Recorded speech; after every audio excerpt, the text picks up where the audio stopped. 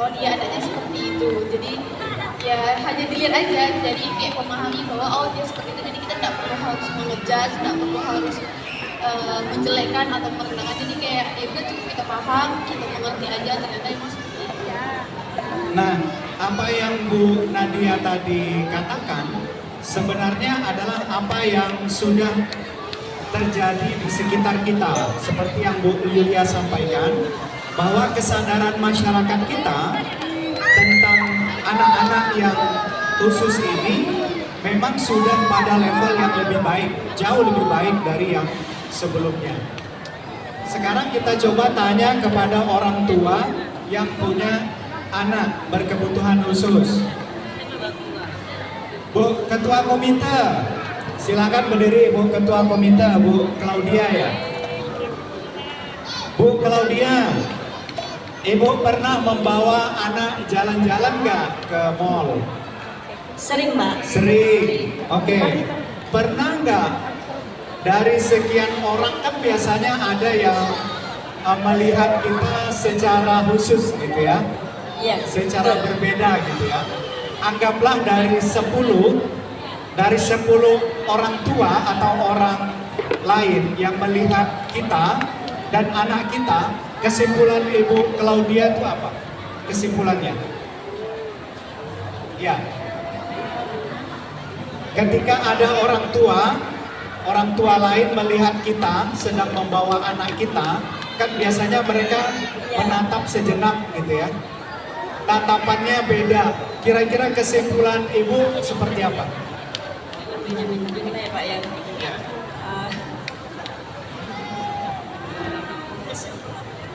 Apakah Ibu merasa apa? Merasa enggak enak aja sih, Pak. Kalau misal anak kita melakukan hal yang enggak wajar di depan masyarakat gitu. Jadi masyarakat belum tentu menerima gitu. Belum tentu menerima perlakuan anak kita gitu. Sudah berapa tahun Ibu punya anak berkebutuhan khusus? 10 tahun. 10 tahun. Dari tahun pertama sampai tahun ke-10, apakah cara Ibu merespon orang lain masih sama sampai hari ini? Masih sama sih. Masih sama ya Bu ya? Artinya itu bukan hal yang mudah. Bukan hal yang mudah. Bukan hal yang mudah. Cuman untuk sekarang gimana ya, lebih cepet aja gitu. Kalau misal anak mau apa, kita langsung cepet aja gitu responnya gitu. Responnya. Ya, kita beri aplaus dulu untuk Ibu Claudia. Susah payah dia jawabnya tuh. Sambil menahan tangis. Ya, sambil gemetaran dia jawabnya. Jadi Bapak Ibu, sebenarnya ABK itu, anak berkebutuhan khusus itu bukan anak yang kurang. Bukan anak yang kurang, tapi anak yang unik. Anak yang unik, anak yang memang sengaja diberikan oleh Tuhan kepada kita dalam kondisi tertentu, dalam kondisi khusus. Kita berharap masyarakat yang hadir di Gaya ini, di tempat ini, juga semakin memahami, semakin sadar bahwa siapapun yang diamanahi oleh Tuhan untuk memiliki anak berkebutuhan khusus itu karena memang pemberian dari Tuhan semata. Itu yang harus ditanamkan dulu kepada orang tua, bahwa lalu muncul apakah Tuhan tidak adil kepada kita. Biasanya kan protesnya begitu ya. Apakah Tuhan tidak adil? Kenapa harus anak saya? Kenapa harus saya? Masih TK ya kau ya?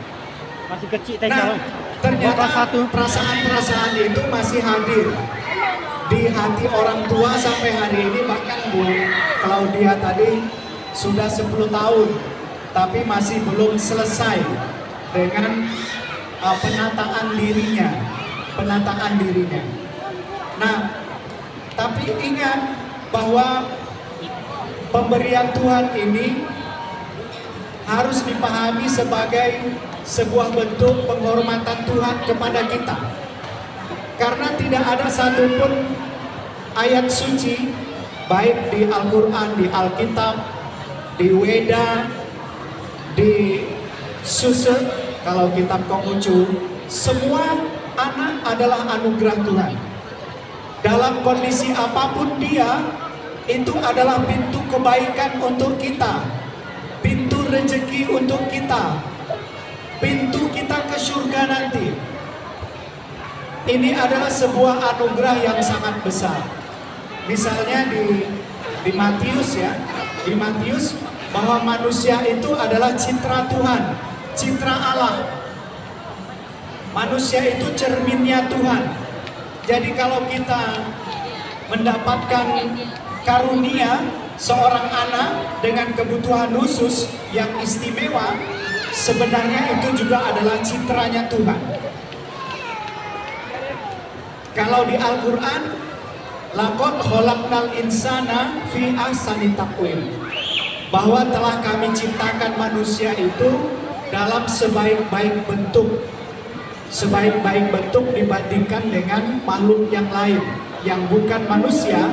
Ternyata kita masih jauh lebih baik dari makhluk-makhluk yang diciptakan Tuhan.